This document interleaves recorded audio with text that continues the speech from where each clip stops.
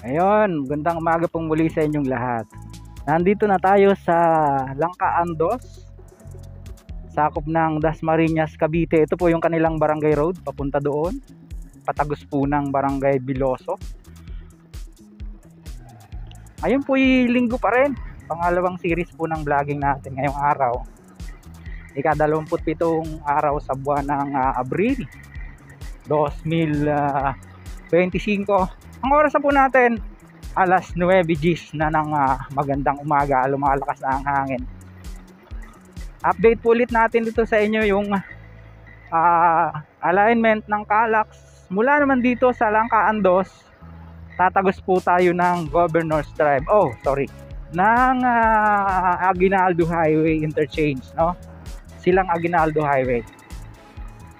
At dito tayo makikiraan sa loob. Si ate naglalakad, kawawa naman, ang init, kaya lang pasalubong sa atin eh. Dito nagre-ready na rin na semento no? Tapos doon sa kabila mayroon na. Tapos mayroon pa pong isang tulay dito. Sabay-sabay yung gawa, naglalagay ng bakod.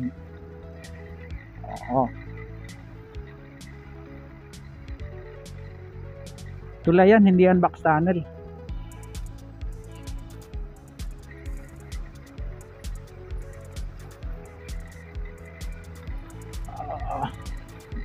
Ayun, makikiraan po.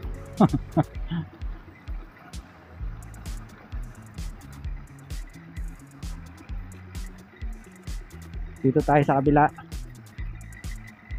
Yun naglatag na ng semento rito Ba't kaya nilalagyan nila ng coconut? No? Meron na, may semento na rito.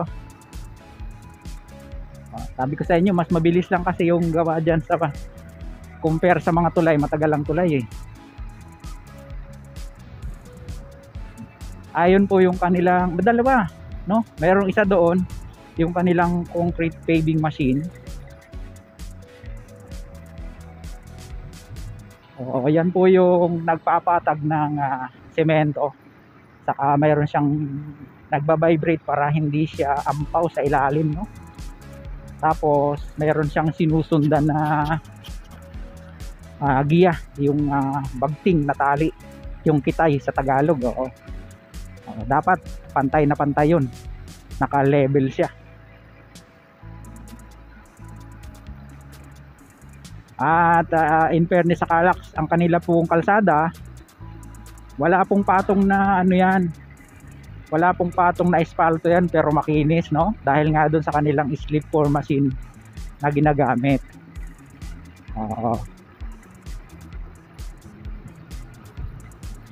Siguro ang TR4, SLEX TR4, ganun din ang mangyayari.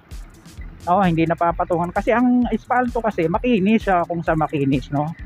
Yung base po sa ating observation. Kaya lang once na na-penetrate po siya ng tubig at naumpisang mabutas, tuloy-tuloy na yun.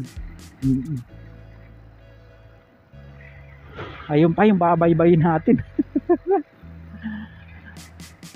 Naalala ko yung truck kanina. Galing tayo dyan sa Governor's Drive, dinire-diretso po natin sa Barangay Batas hanggang makatawid tayo ng Langkaan Dos.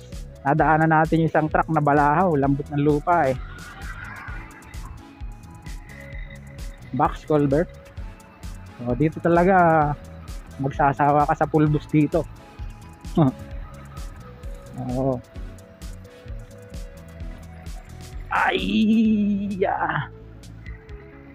Grabe yung likuran natin. Oh, puro alikabok. Ito, tuloy ulit ito.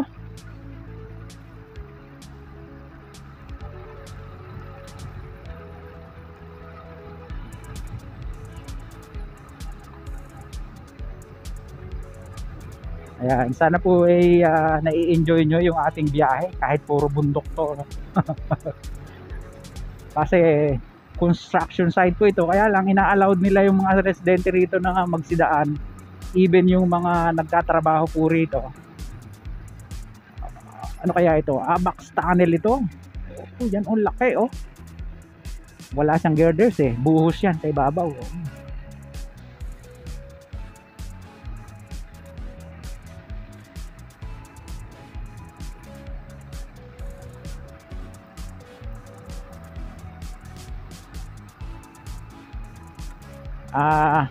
Approaching na tayo ng Barangay Adlas, sakop ng Silang.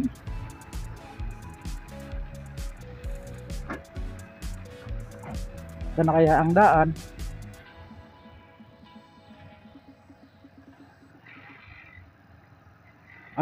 Dinabunan na yung ano dito. May box culvert dito nung nakaraan, tinabunan na. Ayan, oh, pwede na siyang daan sa ibabaw, no?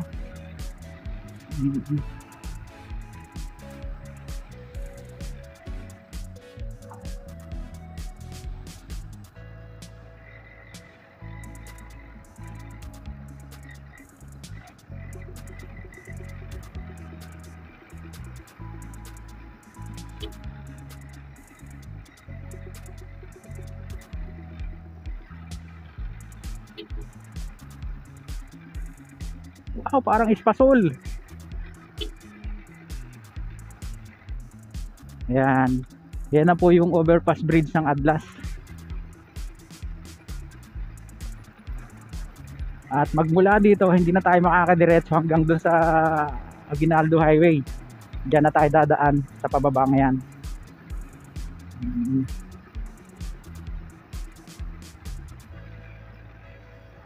Wow, talaga naman.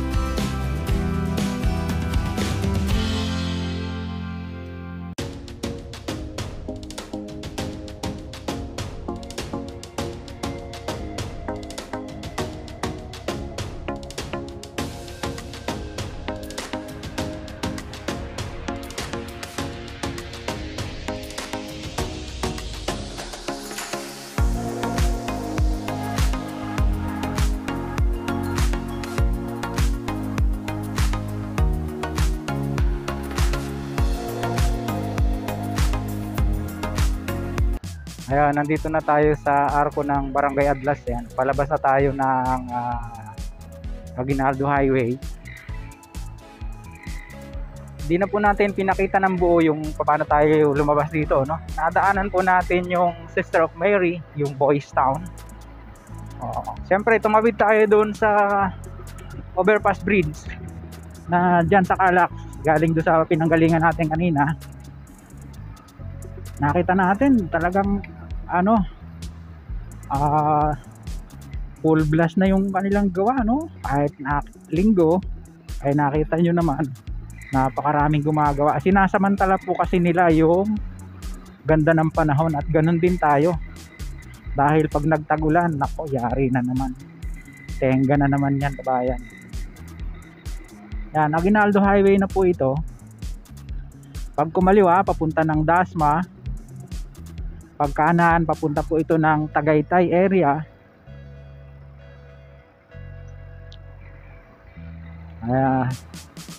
May traffic light na dun sa entry exit ng Calax, no? Dati kasi pakiramdaman lang dito eh. Yan na, tamang-tama nakago.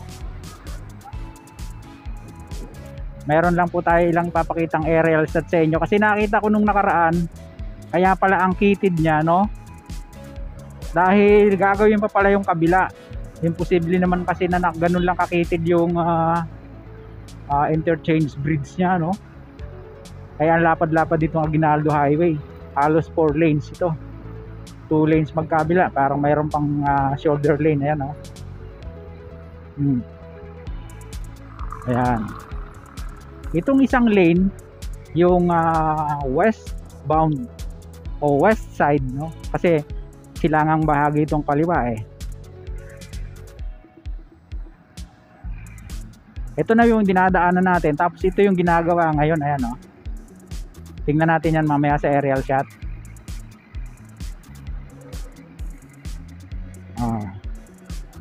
Tapos doon yung kanilang toll plaza, medyo buo na rin siya. Ayan.